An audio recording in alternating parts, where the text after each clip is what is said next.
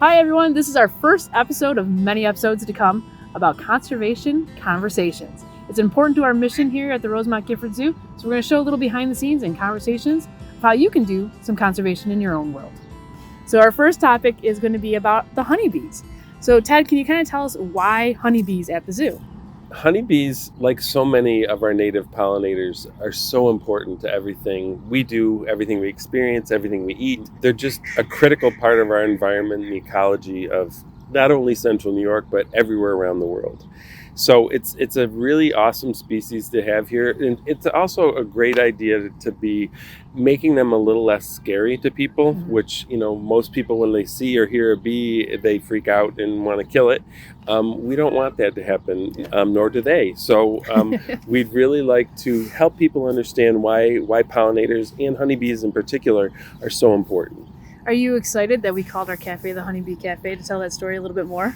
I am. I was a little skeptical, I got to be honest, in the beginning, but after seeing it and all the decorations in there and all the things that are repeated, like in the shape of a honeycomb, it just brings the story of what we do here so much closer and to the front of everyone's mind when they come in. You know what? There's one story that you tell us, or have told me before, about the elephants and bees. I think it's an important conversation to have because it's about research that we do here. And can you let the folks know about that? Sure.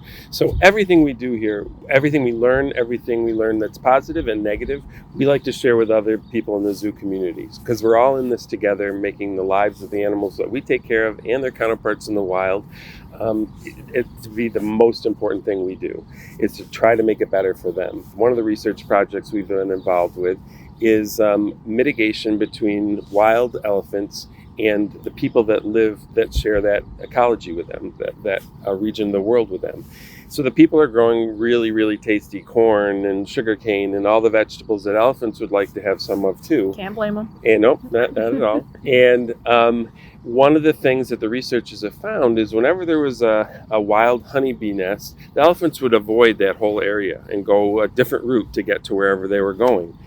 And so they started doing some testing with putting honeybee hives along a fence line that was kind of protecting their fields, their cornfields or their vegetable crops. And it was really awesome because they found out that the elephants would avoid those areas. So through time, they've done more and more of that. How far do they have to space the hives out to make it a impenetrable fence or barrier for the elephants to stay away from that?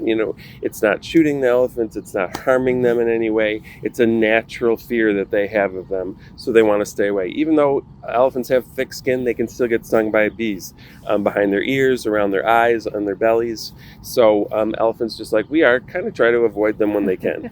So you can't yell at me for getting scared of bees anymore. Yeah, right. But you got to respect them. I do respect them. I absolutely do. And I love the honey that they produce. Yes. How much honey was produced here so far? So that's the crazy thing, too. We brought a hive here.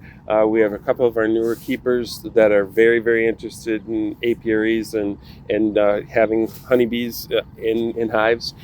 They put a proposal forward, talked us into getting a hive.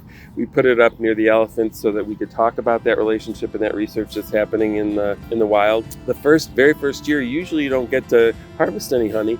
We got over 60 pounds of honey, and then that's left plenty for the honeybees to live on through the winter, which is a really important thing to consider. But we got all 60 pounds of honey that we get to share in the cafe and then for the events and for some of the staff. So, and a lot of the animals love honey that they got treats too. Yeah, so it's really, at our fall ball, we gave the guests a bit of a honey. So yes, the lucky guests got to taste the first production of our honey here. So stay tuned for the Honeybee Cafe. I'm sure there'll be honey coming your way when you visit soon.